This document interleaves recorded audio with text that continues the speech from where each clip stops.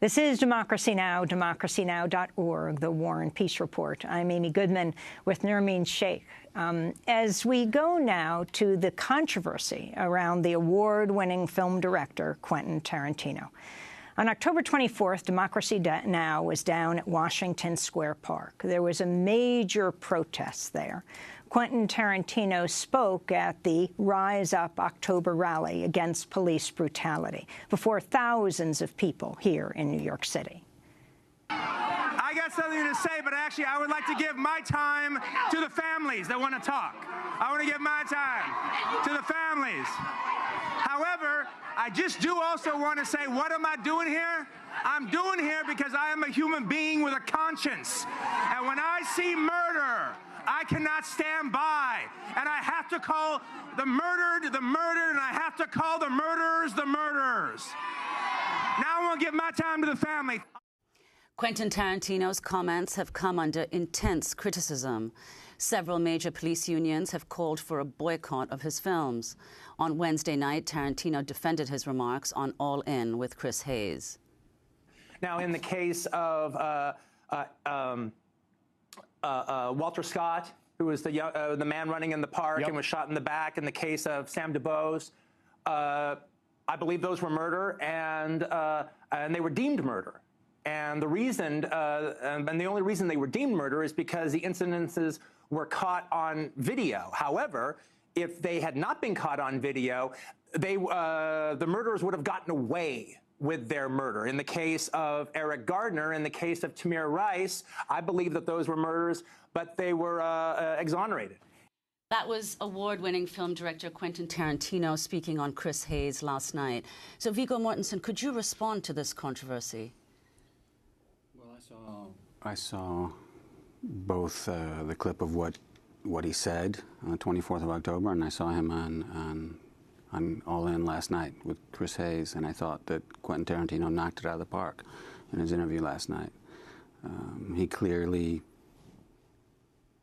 saw what anybody with eyes in their head could see in certain videos. Fortunately, those certain events were videotaped of police brutality. He was commenting like the people, the families of those who've been slain by police officers, unarmed people. You know, in some cases, those acts have been condemned, you know, have been called murder, and in other cases they have controversially not been. You know, what happened on Staten Island, you know, recently, and in other places, even though they were videotaped and all could see what was going on, you know, clearly there is it's a small minority, obviously, and it is a problem of police officers, not just in New York and not just in Missouri and, you know, not just in the South, but all over the country. There are some individuals who break the law, who are committing criminal acts as police officers, who are murdering, who are using excessive force. But what's more troubling, and that's part of the reaction, the backlash against Tarantino, is the condoning, the tacit condoning of these abuses of power by certain police officers, by their bosses, by people who should know better. Quentin Tarantino did not say that all cops are murderers. He didn't say, I hate cops. Never said any of those things. He said certain things that I have seen and that everyone has seen are wrong, and I'm bearing witness. You know, that's what the Howard Zinn book and Twilight of Empire are about. They're about bearing witness. So police unions are calling for a boycott of his film that's coming out, The Hateful Eight. Interestingly, you turned down a role in The Hateful Eight. You also auditioned for his film Reservoir Dogs. Yeah, when he's early in his career, his first, you know, big feature, Reservoir Dogs, I did audition for that, and that was fun. And I was lucky to meet Quentin again about a year ago before he was going to shoot The Hateful Eight. I simply wasn't available. It wasn't that I turned it down. I just wasn't available to do it, but I had a really great conversation with him. So Mark Ruffalo, the musician Tom Morello, the great author Joyce Carol Oates, they have all come out in support of Tarantino. Do you join that list?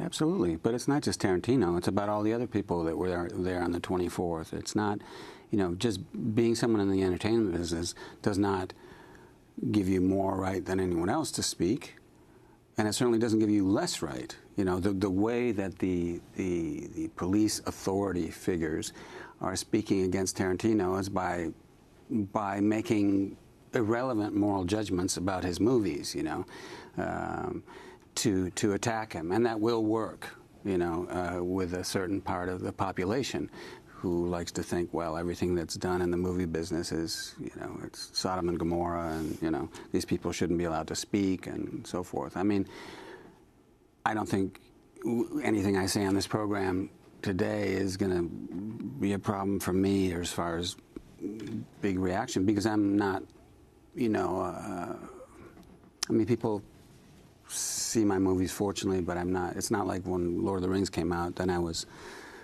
more in the news along with the rest of the cast, you know, because those movies were a box office phenomenon.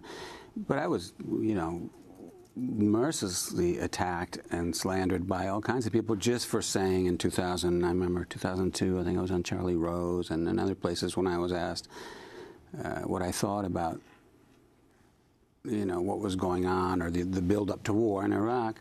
I just said, well, it's wrong. It's obviously there's no justification for it. And I got hundreds of emails a day for months and months saying, you know, why don't you move to France, and much worse, and, you know, well, that I was a traitor and a coward and so forth. And, yes, I didn't have a right to speak. This is what they do to Quentin, saying, you're a movie maker, you don't have a right to speak. Let the politicians speak about politics. Well, I think that letting our rulers decide how to govern us is not, we haven't had a great history there. Well, I want to go back to 2002. Before the U.S. entered the war in Iraq, you appeared on Charlie Rose along with fellow Lord of the Rings actor Elijah Wood and producer Peter Jackson.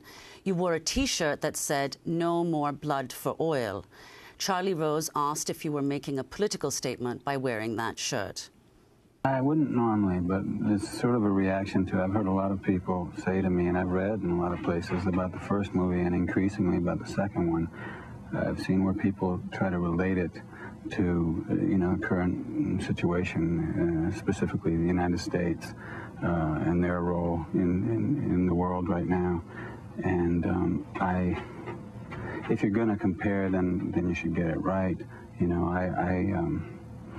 I don't like hearing, you know, I mean, I played a character who's defending Helm's Deep, you know, and I don't think that the Two Towers or Tolkien's writing or Peter's work or our work has anything to do with the United States foreign adventures, you know, at this time, and it upsets me to hear that in a way, and it upsets me even more that questioning what's going on right now, what the United States is doing, is considered treasonous, really, and how dare you say that, and how un-American of you. And really, this country is founded on the principle that if the government isn't serving the people, you at least have the right to say, wait a minute, what's going on? And there's no questions really being asked at large about what we're doing. That was your appearance on Charlie Rose in 2002. So could you talk about the response that you received to what you said that evening on Charlie Rose?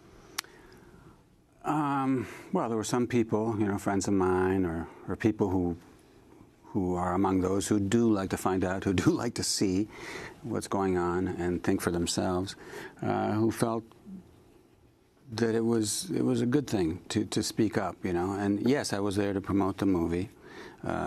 And there are some who would say, well, you know, you're there to talk about the movie, don't talk about that. He asked me about the shirt I was wearing, so I answered. And there are times where... You made the No More Blood for Oil T-shirt yourself. No More Blood for Oil, yeah. And, yeah, with a Sharpie before going in there, and on a white T-shirt. I think there's times where you have to speak up, or you should, or you look back and you think, you know, I should have said something, because I knew better. And that goes for most of Congress, you know, in 2002 and 2003. This interview that you just showed a clip from was in the fall of 2002. And I think on that show, at one point, whether it was on the air or not, I don't remember, Charlie said, well, how do you know, why are you saying there's going to be an invasion of Iraq? And I said, well, you know, today I opened the fashion section of the New York Times, and they were showing all the new military uniforms. I mean, this is a movie that's obviously greenlit and well on its way, in pre-production, and it's ready to go. And you weren't talking about Lord of the Rings. You were talking about the About movie. the invasion of Iraq, you know, under false pretenses, you know, and I don't know. Yeah, no, I got a lot because those movies. That was when the second one was coming out, The Two Towers, and so all of us who were involved in that trilogy were suddenly very popular. And just as is the case with Quentin Tarantino now, speaking about, you know, police brutality and the condoning of it by the authorities within police departments, I got a lot of crap at the time, you know, tons of it, on a daily basis for months and months, that I was a traitor, that I should, you know, move to France, as I say, and then much worse, you know. And this is what routinely happens. I mean, Quentin Tarantino didn't say anything that many other people have said, but because he is a public figure and he will be making the rounds and be doing interviews for months to come, and, you know, probably go to the Oscars with his movie, The Hateful Eight, and so forth, they attack that movie and are trying to make you know, people boycott it and so forth. I mean, I have a feeling that probably more people will go see his movie than would have anyway. I don't know. It doesn't matter. But sometimes you do lose employment. You do. Have you ever? I don't know. I know that I mean, I have gotten emails at times when I have said something critical of U.S. foreign policy, whether it be with regard to the government of Israel or problems in the Middle East, problems in Latin America. When I've spoken about, you know, something that's a long tradition in this country. I mean, even in recent history, the Clinton doctrine, Bill Clinton doctrine, basically says that the United States reserves the right to use unilateral military force anytime, anywhere that you know, it feels that it doesn't have access to foreign markets or resources, anytime it wants to enforce its you know, geopolitical ambitions. I mean, that's crazy. That's tyranny. And George W. Bush didn't do anything new. He just followed that doctrine, and so has Barack Obama. You know, I saw an excellent show you had on here with Jeremy Scahill talking about the drone papers. I mean, everybody should see that, you know.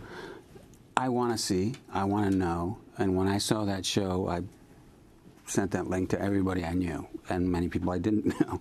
And whether they looked at it or not, I don't know, but there are times where you have to say something. I felt at that moment in 2002, in the fall of 2002, I was in New York City, and here we were, you know, New York City, where the year before, you know, September 11th and all that.